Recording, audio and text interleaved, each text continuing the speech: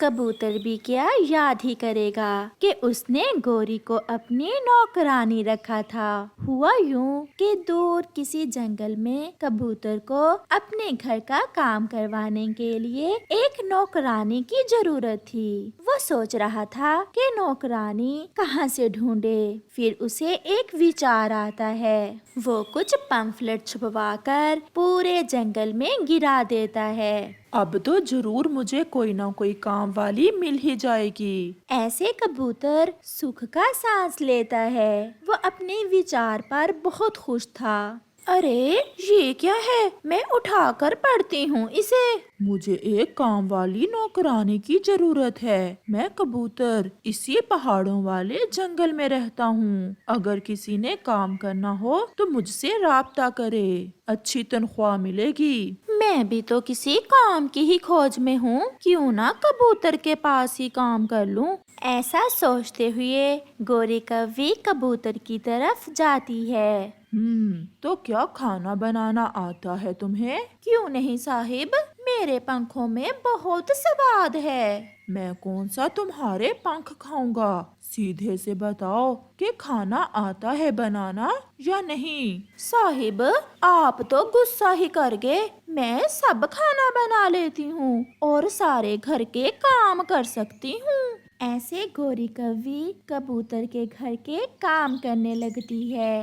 کچھ دن بعد، کام والی ماسی کہاں ہو؟ صاحب میرا نام گوری ہے، آپ اتنا لمبا نام لینے سے اچھا ہے میرا اصل نام گوری ہی لے لیا کریں۔ اچھا، ایک تو تم بولتی بہت ہو، رسوئی میں دالیں نہیں ہیں؟ صاحب راشن اور دالیں تو ختم ہو گئیں، میں آپ کو بتانے ہی والی تھی۔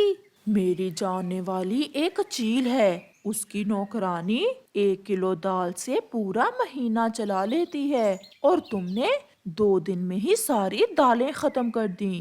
صاحب میں نے کون سا خود کھا لی ہے، آپ کو ہی پکا کر کھلاتی ہوں۔ خیر آگے سے کچھ ایسا کروں گی کہ دالیں زیادہ دیر چلیں۔ دوسرے روز کبوتر تھکا ہوا شام کو گھر آتا ہے۔ صاحب آپ کے لیے پانی لاؤں؟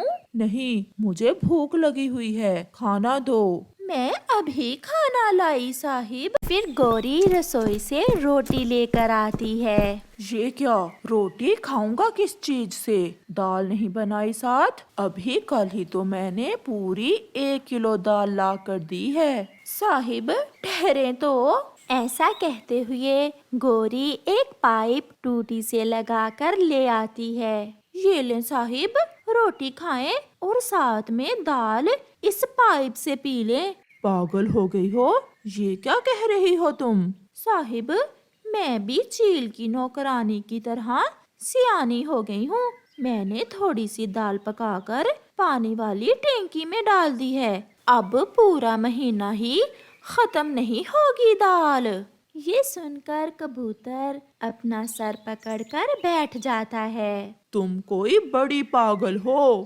صاحب میں نے بھلا ہی کیا تھا آپ کا، سواد اچھا ہے، آپ پائپ کو چونچ تو لگائیں، میں ٹوٹی کھولتی ہوں۔ اس چیل کی نوکرانی سے تمہارا کیا مقابلہ؟ چیل اسے ایک کام کرنے بھیجتی ہے تو وہ سارے کام ایک ساتھ ہی کر کے واپس لوٹتی ہے۔ وہ کیسے صاحب؟ ابھی کل ہی چیل نے اپنی نوکرانی کو بلب لینے بھیجا تو اس کی نوکرانی واپس آتے ہوئے لالٹین اور مٹی کا تیل بھی لے آئی، ساتھ میں ایک موم بتی بھی تھی۔ صاحب وہ کیوں؟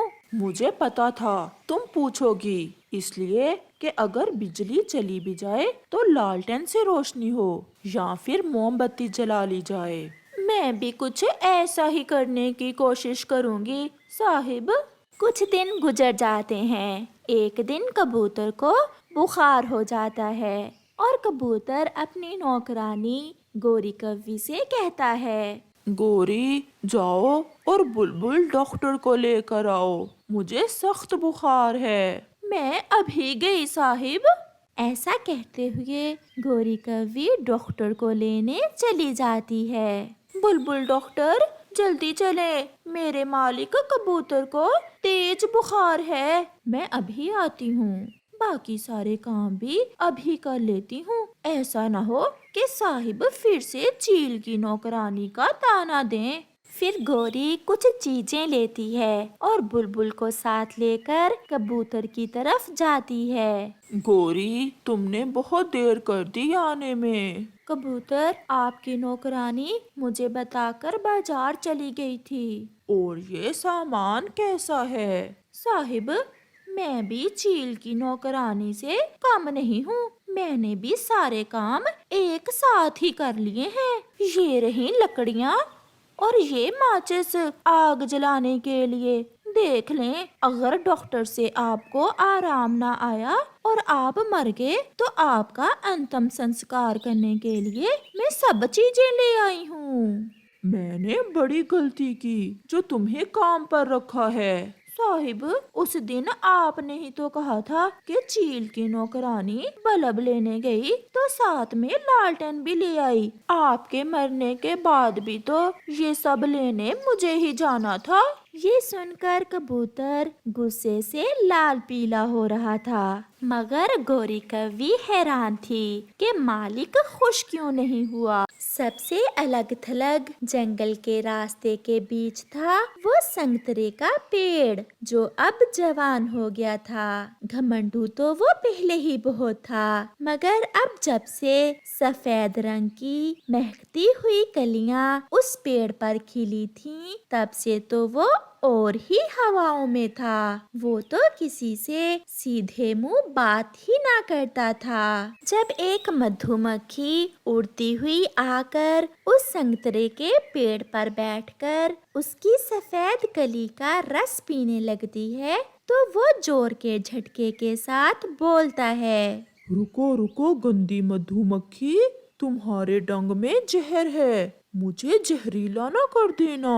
میرے پھل بہت میٹھے ہوں گے، پہلی بار مجھ پر پھل لگنے والے ہیں، میں نہیں چاہتا کہ تمہاری وجہ سے میرے پھل کڑوے ہو جائیں۔ پیڑ تازہ اور کھلتے پھولوں کا رس پینا ہی ہمارا کام ہے، ہم تو کڑوے پھولوں کے رس کو بھی میٹھے شہد میں بدل دیتی ہیں، بھلا میں کیسے آپ کے پھل کو کڑوا کروں گی؟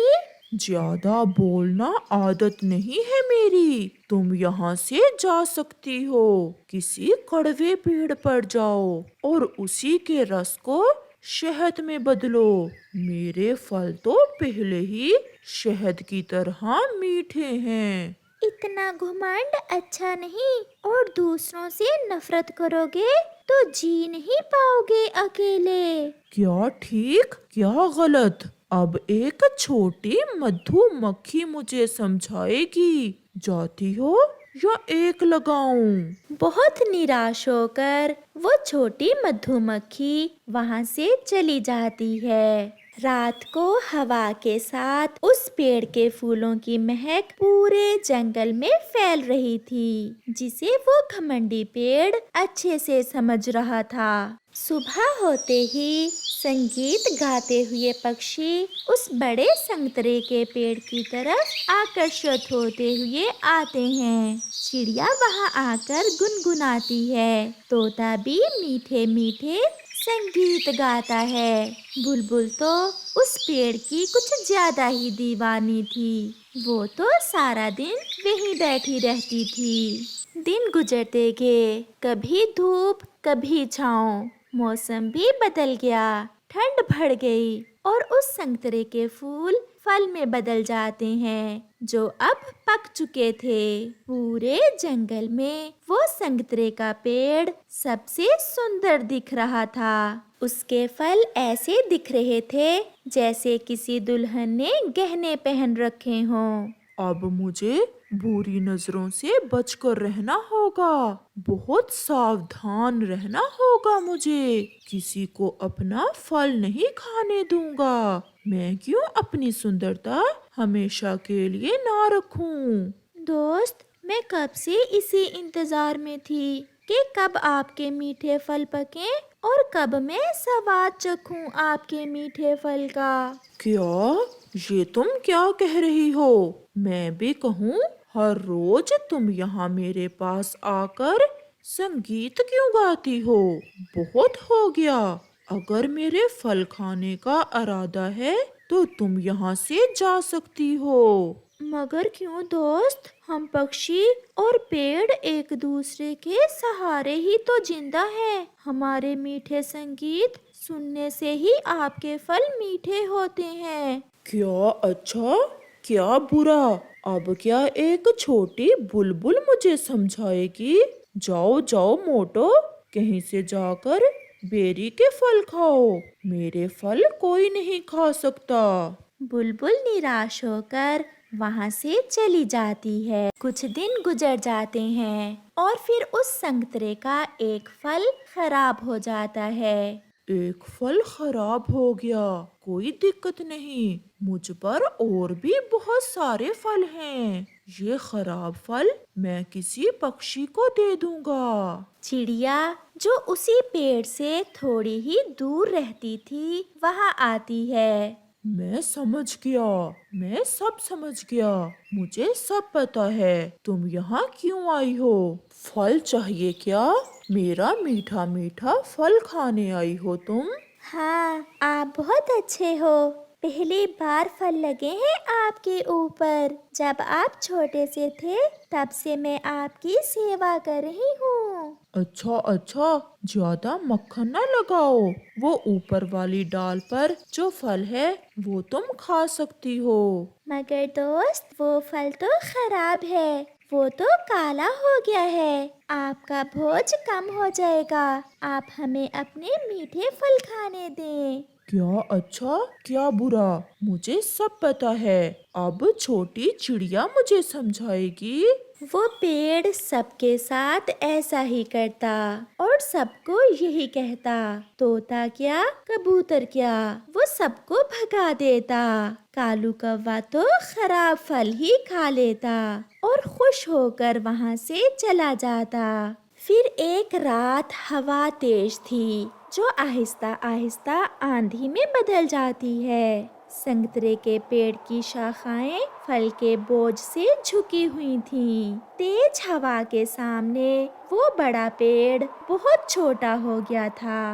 वो संतरे का पेड़ बहुत मुश्किल से खड़ा था। अपने ही फलों का बोझ अब उसके लिए मुसीबत बन गया था। और फिर आहिस्ता आहिस्ता उस पेड़ की सभी शाखाएं टूट जाती हैं और एक तेज हवा के झोंके से वो पेड़ जड़ से ही उखड़ जाता है। उस पेड़ के अपने ही फल उसके मरने का सबब बन गए थे। सुबह तो ऐसे थी जैसे जंगल में कभी तूफान आया ही ना हो। पक्षी संगीत गा रहे थे और वो संतरे का पेड़ अपनी आखिरी सांसें गिन रहा था। आसमान उसकी आंखों के सामने घूम रहा था। दोस्त, मैं खुश नहीं हूँ तुम्हें मरता देखकर। मुझे बहुत दुख है कि तुम्हारे अपने ही मीठे फल तुम्हारी जान ले गए। चिड़िया, तोता और कबूतर भी दुखी तो थे, मगर वो अब कुछ नहीं कर सकते थे। वो पेड़ बहुत कुछ कहना चाहता था उन पक्षियों से, मगर अब उसकी सांसें रुक रही थीं। प्यारे दोस्तों, संतरे के पेड़ की तरह कभी भी खुद पर घमंड ना करो, क्योंकि गुरूर का सर हमेशा नीचा होता है। आपका धन्यवाद।